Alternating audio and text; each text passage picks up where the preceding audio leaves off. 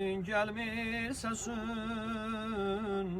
bir vaxtı ki eyvah yanayım. Derdim beni öldürdü bak eyvah yana. Her gün gözüm yollardadır sen gelesen. Gelse sana canım feda eyvah yana. Yuxuma gel bir gün beni sen yad elə. Qəlbim darıxdı dərdimə dərman elə. Verdim səni Kərbəla qurbanına. Sensiz üzüm gülmez mənim eyvah yana. Senden sonra resmim kalıbdır hatirəm. Gelmir ayağım sen yatan o mənzilə. Koydum özellerimlə mən son mənzilə. Seni olasan Zehra'ya konak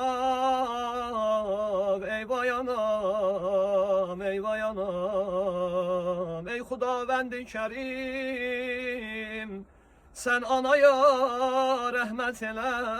Ruhunu Fatimənin ruhuna hem söhbət elə. Mustafa vəd verib şəfqət olar ümmətinə. Anam aşıqdır əzəldən Kərbəla türbətinə. Kes günahından onun ağlıya bax hörmətinə.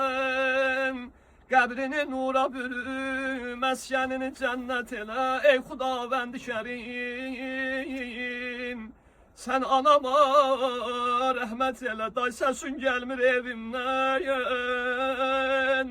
Evimin zinəti getdi, evimin cənnəti getdi. Her zaman gələrdim, görərdim o nur üzvü, deyərdim Allah dünya mənimdir, ruhu və qurban olum.